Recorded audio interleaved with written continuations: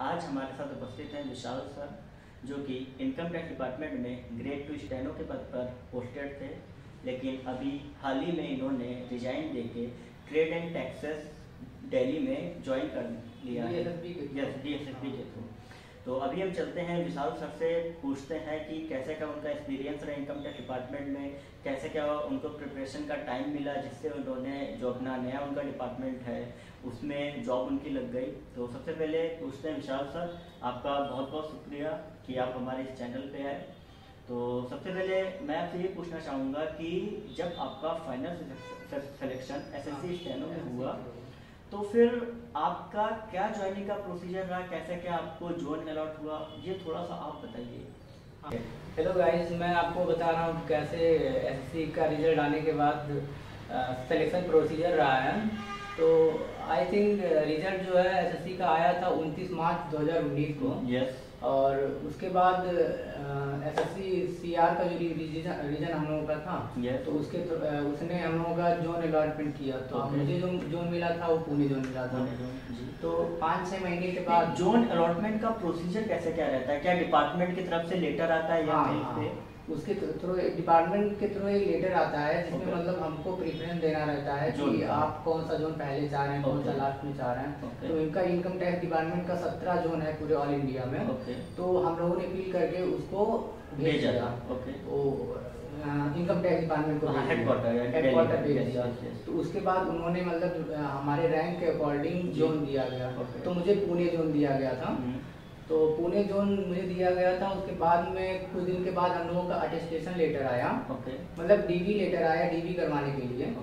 तो हम लोगों ने 30 शायद मेरा 30 अगस्त को था, 30 अगस्त 2019 को था। तो हम लोगों को यहाँ आना पड़ा, डिपार्टमेंट ने लेटर भेजा था और आना पड़ा। तो यहाँ हम लोगों ने DV करवाया। 30 अगस्त को ही मेरा DV था और उसी दिन हमको अटेस्टेशन लेटर मिल गया। अच्छा। जो कि हमको अपना सारा डिटेल्स उसमें फिल करके भेजना होता है डिपार्टमेंट को। मेडिकल करवा के और कैरेक्टर सर्टिफिकेट बनवाना पड़ता है, ये सब होता है उसमें। तो भर के हमको फिर डिपार्टमेंट को। अच्छा, आपको मतलब उसको आपको घर के लिए दिया जाता है, फिर घर से? हाँ, वो मुझे तुरंत वहीं पे जैसे ही DV हुआ तुरंत हमको दे दिया गया कि आप इसको फिल करके भेज दीजिएगा हमको। तो वो हम लोगों ने फिल करके जब मतलब होने के बाद जब फिल करके हम लोगों ने उसको भेज दिया। और उसमें एक चीज़ और था कि आपका जो जैसे हम पुणे जोन में भी कई स्टेशन हैं, 29 स्टेशन शायद आई थिंक 27 या 29 स्टेशन हैं। तो उसमें भी प्रेफरेंस देना पड़ता है कि जैसे आप पुणे पहले चाह रहे हैं कि रैंक वाइज मतलब तुम्हें रिलोकेट होगा। तो वो सब हम लोगों ने भर के भेजा। तो उसके शायद 2-3 महीने बाद हम लोगों को स्टेशन मिल गया कि जैसे मुझे पुणे मिल गया। तो फिर पुणे में कौन सा ऑफिस मिला, उस ऑफिस ने हमको ज्वाइनिंग लेटर इशू किया। अच्छा। फिर ज्वाइनिंग लेटर इशू होने के बाद हम लोगों ने तुरंत जैसे ज्वाइनिंग लेटर इशू हुआ अपना सारा जैसे उस टाइम भी उसमें ज्वाइनिंग लेटर में दिया गया था कि आपको कैरेक्टर सर्टिफिकेट बनवाना है। और हाँ, थोड़ा बहुत प्रोसीजर रहता है उसका। तो करवा के हम लोग अपने ऑफिस जो हमें एलोकेट हुआ था ऑफिस, वहाँ पे हम लोग आके ज्वाइन किए। और उसके बाद फिर अच्छा, ज्वाइनिंग का क्या टाइम रहा आपका? रिजल्ट से ज्वाइनिंग रिजल्ट समझ लीजिए कि 29 को आया था, मार्च 2019 को आया था। और उसके बाद मेरी जो ज्वाइनिंग हुई थी वो 23 दिसंबर 2019 को हुई थी। मतलब कि 8-9 महीने लग गए। और उसके बाद की ज्वाइनिंग के बाद फिर मतलब हाँ नॉर्मल। लेकिन एक चीज़ मैं और पूछना चाहूँगा यहाँ पे कि जब आपकी ज्वाइनिंग हुई तो उसके बाद आपका, जैसा कि गवर्नमेंट डिपार्टमेंट में सबको पता ही होगा, जो टाइमिंग रहती है वो आपकी 9:30 से 6 बजे तक। 9:30 to 6 PM। तो क्या मतलब ऐसा मुझे सुनने में भी आया कि मतलब अगर आप लेट वगैरह में जाते हो तो क्या मतलब ऐसा रहता है ऑफिस? लेट का तो जैसे आपके ऑफिसर के ऊपर डिपेंड करता है। और आधा घंटा मतलब थोड़ा बहुत लेट चलता है, लेकिन ज़्यादा लेट नहीं होना चाहिए। और वैसे भी स्टार्टिंग में आप 2 साल का प्रोबेशन है आपको, तो ये सब आपको ध्यान में रखना पड़ता है कि अच्छा हाँ, ये सब सारी चीज़ें हैं। तो एक चीज़ मैं आपसे और पूछना चाहूँगा कि जब आप ज्वाइन करते हैं तो उसके बाद आपका लीव का क्या रहता है, क्योंकि हर कोई स्टूडेंट जब ज्वाइन करता है तो उसके बाद में ये रहता है कि यार कम से कम 1 से 2 महीने बाद घर जाया जाए, तो कैसा क्या रहता है? नहीं, लीव का तो आपका समझ लीजिए कि 8 CL आपको पूरे उसमें मिलता है, तो 6 महीने में क्रेडिट होता रहता है। जैसे मेरा क्या हुआ कि मैं ज्वाइन किया तो 6 महीने का EL मुझे 15 मिलता है, हर 6 महीने में 15 EL मिलता है, तो वो क्रेडिट हो जाता है आपके अकाउंट में। और CL भी 8 मिलता है, तो आप अपना छुट्टी ले सकते हैं, मतलब 2 महीने में आपका 4-5 छुट्टी बन गया है, तो आप 2-3 छुट्टी अपना यूटिलाइज कर सकते हैं, अपना ले सकते हैं। और वैसे भी आपका सैटरडे संडे ऑफ है और 1-2 छुट्टी लगा के आप घर भी जा सकते हैं, ऐसा थोड़ी ना कुछ है। अच्छा, ओके, सैटरडे संडे ऑफ रहता है? सैटरडे संडे ऑफ रहता है यहाँ, क्योंकि जैसा मुझे पता है कि स्टेट गवर्नमेंट में नहीं ऑफ रहता है। नहीं, स्टेट नहीं, लेकिन सेंट्रल गवर्नमेंट मोस्टली सारे ही गवर्नमेंट मतलब सारे डिपार्टमेंट में सैटरडे संडे ऑफ ही रहता है। एक चीज़ थोड़ा सा मैं और पूछना चाहूँगा कि अभी आपने स्टेशन प्रेफरेंस की बात कर रही थी, मान लीजिए कि किसी भी बच्चे की रैंक अगर कम है, उसको कोई दूसरा स्टेशन मिला है, तो क्या वो उसको पुणे आना है तो क्या कुछ ऐसा प्रोसीजर रहता है ट्रांसफर का कि हो सकता है? हाँ, वो होता है ना डिपार्टमेंट का, हर मतलब पर ईयर उनका AGT का होता है। अच्छा, AGT का, ओके। एनुअल जनरल ट्रांसफर उसका मतलब होता है। अच्छा, जैसे आप अभी थाने में पोस्टिंग है, आप चाह रहे हैं कि पुणे पोस्टिंग लेना है, तो पर ईयर मतलब आपका एक प्रेफरेंस आता है कि आप ट्रांसफर चाह रहे हैं क्या। अच्छा, तो अगर आपको पुणे लेना है तो आप पुणे प्रेफरेंस में डाल सकते हैं, मतलब आपको फिर से सारा तीन साइड डालना पड़ता है कि 3 जगह हम जाना चाह रहे हैं, उस तीनों में से कोई ना कोई कंसीडर कर लिया जाता है अगर वैकेंसी वहाँ पे रहेगी तो। अच्छा, और मान लीजिए जैसे किसी को नहीं अगर जाना होता है तो फिर उसके लिए क्या प्रोसीजर? उसमें फॉर्म है, जैसे उसमें पूछता है कि आप जाना चाहते हैं क्या। अच्छा, यस या नो? यस या नो कर देंगे तो मतलब हमें जबरदस्ती नहीं भेजा जाएगा, ऐसा कुछ नहीं है। तो अब जब ज्वाइन हुए तो हर किसी के मन में रहता है कि अगर कोई वो डिपार्टमेंट कंटिन्यू करना चाहता है तो कहीं ना कहीं वो प्रमोशन का एक बेसिक वो थोड़ा उसके मन में रहता है, तो क्या मतलब क्या प्रमोशन में एज ए स्टेनो क्या चांसेस रहते हैं? एज ए स्टेनो देखिए कि इसमें इस डिपार्टमेंट में 2 तरह से होता है कि जैसे एक तो होता है कि आप स्टेनो की लाइन में जा रहे हैं तो आप स्टेनो, सीनियर स्टेनो, PS वाली लाइन में चले गए। और एक होता है कि आप एक इंस्पेक्टर की लाइन होती है, तो उसमें आपको मिनिस्ट्रियल एग्जाम हुआ, इंस्पेक्टर का एग्जाम हुआ, ये सब आपको पास करना पड़ता है। अच्छा, उसके बाद आपके प्रमोशन के चांसेस मतलब इसमें हो जाते हैं, इंस्पेक्टर लाइन में। अच्छा, तो आपका इधर वाला कट जाएगा। तो जो एग्जाम की आपने अभी बात करी, तो एग्जाम क्या ईयरली या साल में ऐसा क्या रहता है? पर ईयर मतलब समझ लीजिए मार्च या अप्रैल में फॉर्म आता है, और अगस्त सितंबर में एग्जाम होता है, मिनिस्ट्रियल और इंस्पेक्टर वाला। अच्छा, इनका अलग अलग? हाँ, ये दोनों अलग अलग होता है। पहले आपको मतलब मिनिस्ट्रियल पास करना जरूरी होता है, कंपलसरी होता है, उसके बाद ही आप इंस्पेक्टर की लाइन में जा सकते हैं। एग्जाम पास करने के बाद क्या कोई क्राइटेरिया रहता है एज वाइज की, मतलब सीनियरिटी वाइज कितने साल में होगा?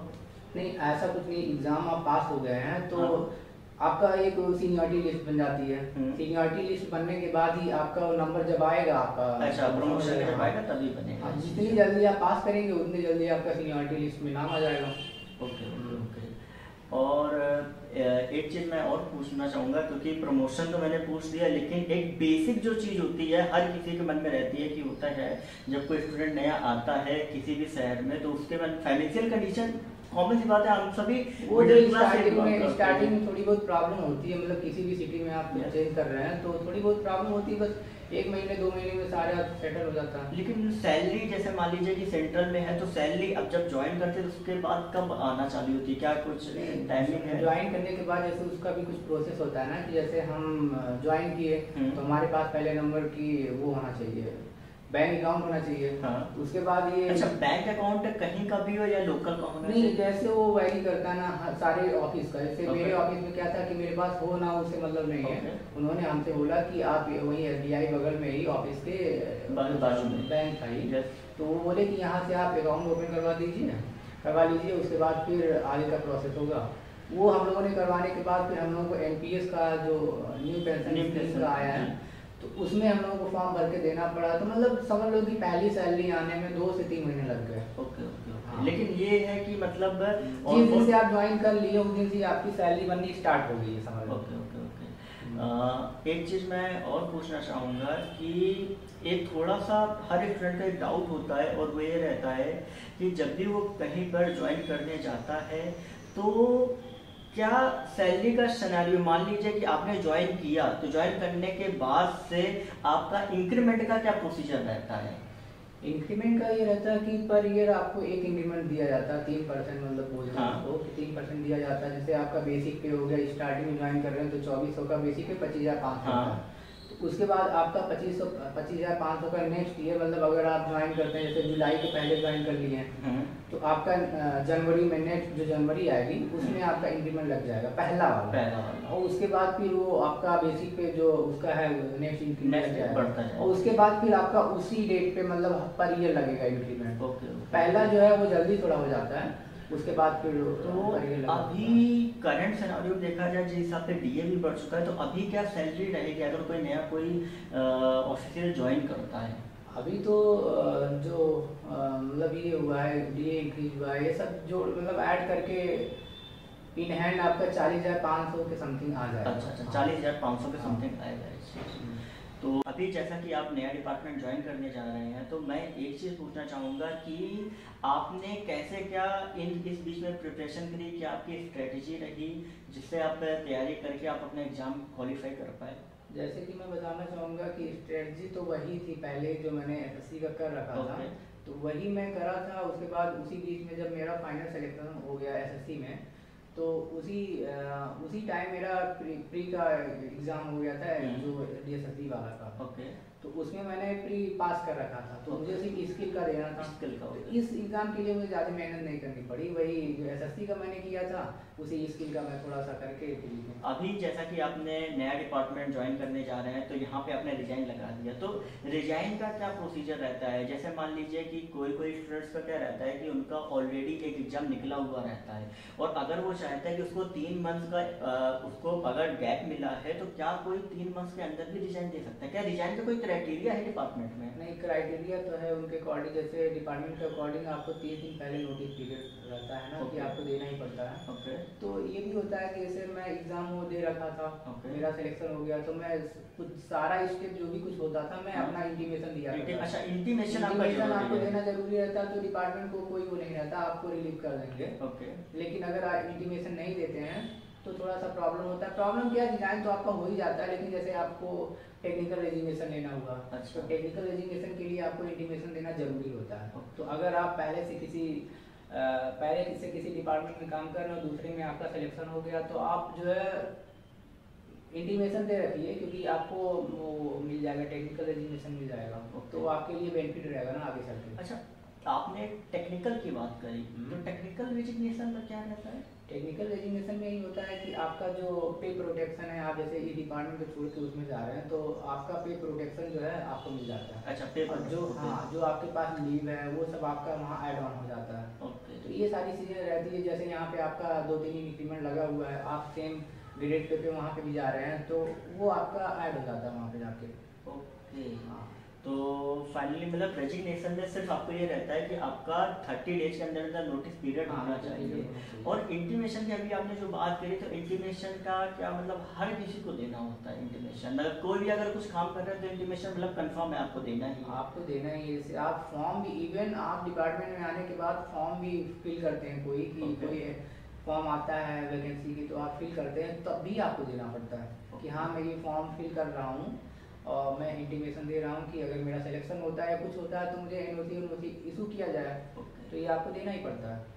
तो अभी आप ये डिपार्टमेंट छोड़ के आप जा रहे हैं ट्रेड एंड टैक्सेस में, तो वहाँ पर कैसा प्रोसीजर है आपका प्रमोशंस का? क्योंकि मोस्टली स्टूडेंट्स डीएसएसबी के बारे में ज़्यादा नहीं जानते, लेकिन फिर भी इसी वजह से मैं आपसे पूछ रहा हूँ कि आप जा रहे हैं तो कहीं ना कहीं आपने खुद एक डिसीजन लेके आप आगे बढ़ रहे हैं। नहीं, डिसीजन तो मैंने लिया है और मैं बहुत सोच समझ के लिया हूँ। पहले नंबर तो मैं वहाँ पे जा रहा हूँ कि थोड़ा घर से मेरा नज़दीक हो जा रहा है। आप वैसे हैं कहाँ के? मैं प्रॉपर तो बस्ती का रहने वाला हूँ, यूपी का, लेकिन लखनऊ में ही रहता हूँ। लखनऊ, हाँ, तो वहाँ से थोड़ा नज़दीक हो जाएगा। और प्रमोशन की जो बात आप कर रहे हैं तो उसमें ये है कि इस डिपार्टमेंट में भी अभी तो न्यू आरआर आ गया है, आपको पता ही होगा, और कहीं वो इम्प्लीमेंट हो गया तो फिर थोड़ा दिक्कत हो सकती है आगे जाके प्रमोशन के लिए। तो यही सब सोच के, जैसे यहाँ पे भी 4 साल में 5 साल में 4200 हो जा रहा, वहाँ डीएसएसबी में भी 5 साल में आपका एनएसएफजी लग के 4200 हो जाता है।